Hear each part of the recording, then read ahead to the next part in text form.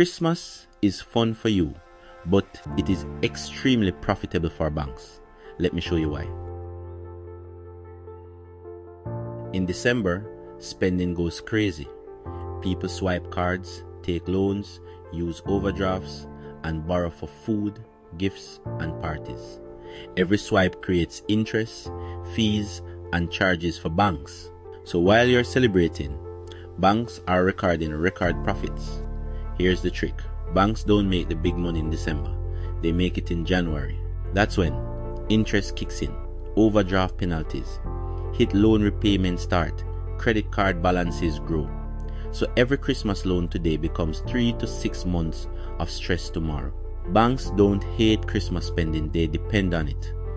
If you want to enjoy Christmas and still have money after, you must spend smart, not emotional. Follow at Alpha Fox for real money lessons they never teach in school.